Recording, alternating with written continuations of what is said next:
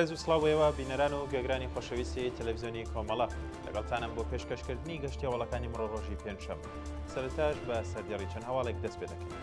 کۆتایی هاتنی مانگرتنی کەژاڵ ڕەحمانی لە خواردن. ئازادی دوو بەندکراوی ژن لە زیندانەکانی ڕژیم بە مەرجی درێژەدان بە حکومەکانیان بە پەیوەندی ئەلکترۆنی. کوژانی دوو ئەندامی هێزەکانی ڕژیم لە مەریوان و پاوە. کەمکردنەوەی حکمی زیندانی هەتایەتایی 4 بەندکراوی سیاسی لە ئەهواز و دەست بە سەرکرانی نەبیل خالدی لەلایەن هێزە ئەمنیەکانەوە.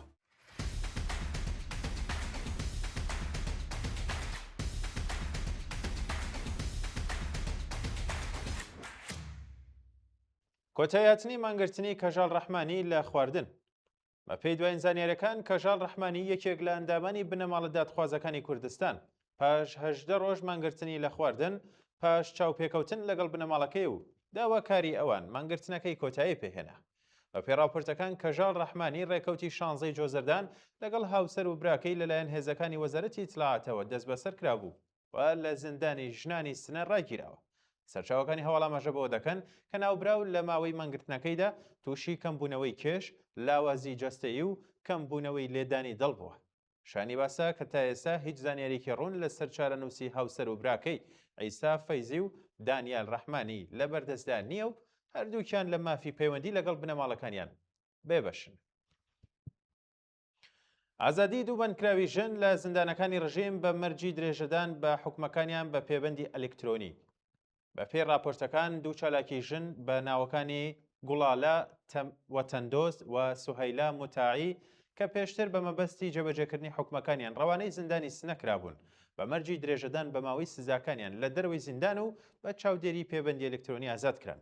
سەرچاوەکانی هەواڵامەژە بەوە دەکەن کە گوڵاڵە وەتەندۆز پارێزەر و چالاکی مافی ژنانی خەڵکی مەریوان پێشتر لەلایەن دەستگای قەزای ڕژیمەوە حکمی 7 ساڵ و 6 مانگ زیندانی تازیری بەسەردا سەپێنرا بوو. هەروەها سوهەیلا موتاعی چالاکی مەدەنی خەڵکی دێولان بە تۆمەتی تەبلیغ دژ بە ڕژیم بە 6 مانگ زیندان مەحکوم کرابوو. کوژرانی دوو ئەندامی هێزەکانی ڕژیم لە مەریوان و پاوە.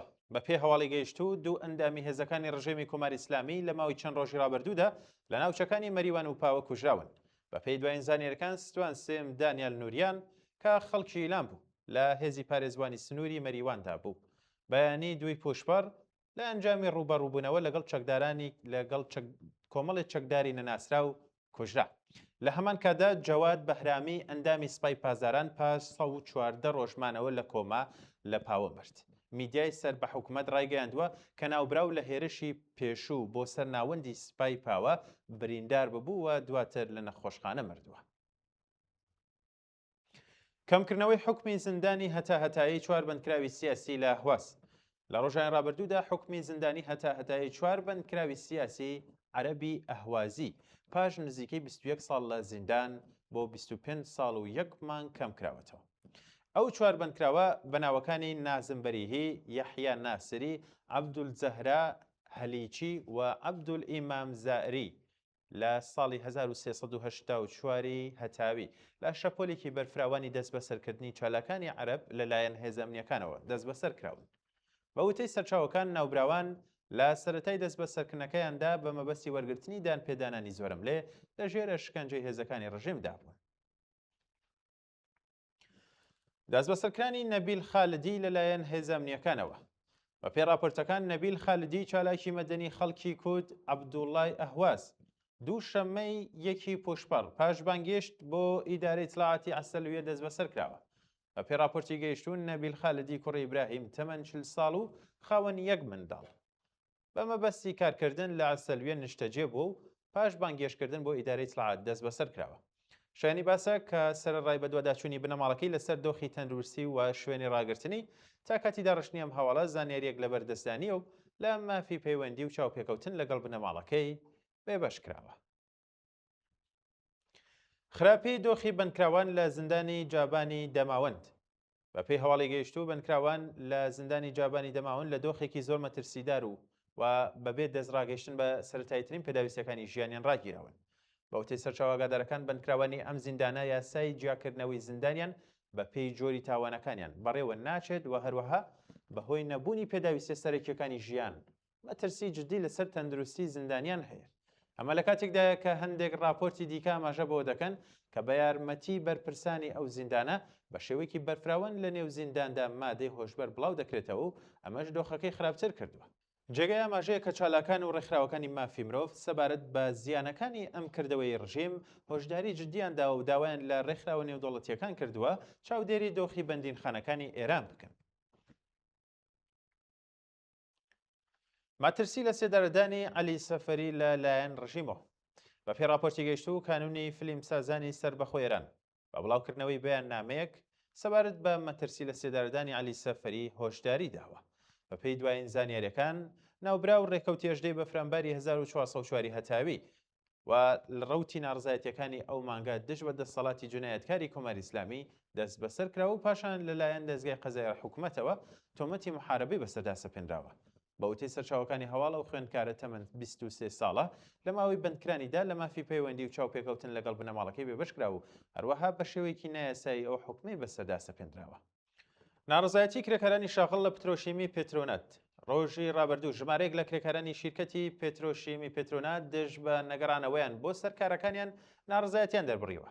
بە پێی دوایین راپۆرتەکان کرێکارانی ئەو شیرکەتە بۆ ماوەی زیاتر لە چەند مانگە لەسەر کارەکانیان دەرکراون و تەنانەت لەلایەن بەپرسانی ئەو شیرکەتەوە سەبارەت بە گەڕانەوەیان بۆ سەرکارەکانیان وەڵامێکیان نەدراوەتەوە. کرێکارانی ناڕازیان ماژە بەوە دەکەن کە بەهۆی لەسەرەوە بوونی نرخی هەڵاوسان و هەروەها بەرزبوونەوەی بەردەوامی نرخی کەلوپەلی پێویستی ژیان لە دۆخێکی زۆر خراپی ئابووریدا دەژین. سەپاندنی حکمی زیندانی هەتاتایی بەسەر مەهرەنگ بەلوچ. بە پێی بڕیاری دادگای تایبەتی دژە تیرۆریزم لە پاکستان دکتۆر مەهرەنگ بەلوچ پزیشک و یەکێک لە ناوسراوترین ڕێبەرانی بزوتنەوەی ڕزگاری نەتەوەی بەلوچستان حکمی زیندانی هەتاتایی بەسەردا سەپێنداوە. مەهرەنگ بەلوچ پاش ونبوون و کوشتنی باوکی لەلایەن هێزانەکانی پاکستانەوە خۆی خستە ناو خەباتی مەدەنی و لە ساڵانی ڕابردوودا بۆ یەکێک لە گرنگترین دەنگەکانی داکۆکی لە قوربانیان و ئەو کوشتانەی کە لە دەرەوەی یاسان واتە ئەوانەی کە دەگیرێن و دواتر تەرمەکانیان ڕادەست دەکرێتەوە. سەرچاوەکانی هەواڵ ئاماژە بۆ دەکەن کە ڕێکخراوی لێبوردنی نێودەوڵەتی و کۆمیسیۆنی مافی مرۆڤی پاکستان ئیدانەیەم حکومەیان کردەوە داوای هەڵوەشاندنەوەیان کردووە. گیان لەدەستدانی زیاتر لە 32 کەس لە بوومەلەرزەی ڤێنزوێلا. بە پێی ئامارە فەرمیەکان لە ئەنجامی دوو بوومەلەرزەی بەهێز لە ڤێنزوێلا تا ئێستا زیاتر لە 32 کەس گیانیان لەدەستداوە نزیکەی 700 کەسیش بریندار بوون. بە پێی دوایین زانیاریەکان یەکەم بوومەلەرزە بە پلەی 7.2 و دووەمیشیان بە پلەی 7.5 تۆمار کراوە و زیانێکی زۆری مادی و مرۆیی لێکەوتوتەوە. وێنە و ویدیۆی بڵاوکراوەکان نیشانی دەدەن کە ژمارەیەکی زۆر لە بیناکان ڕووخاون و چەندین ناوچە لە خزمەت گوزاری سەرەتاییەکان بێبەش بوون. شانی باسە ئەمریکا و چەند وڵاتێکی دیکەی ئەمریکای لاتین ئامادەیان بۆ ناردنی یارمەتی مرۆیی و تیمەکانی ڕزگارکردن ڕاگەیاندووە. بەڵێ بینەران و گەگرانی خۆشەویست گەشتیاڵەکانم پێشکەشکردن کاتی ساتێکی باش بۆ هەمولایەتە.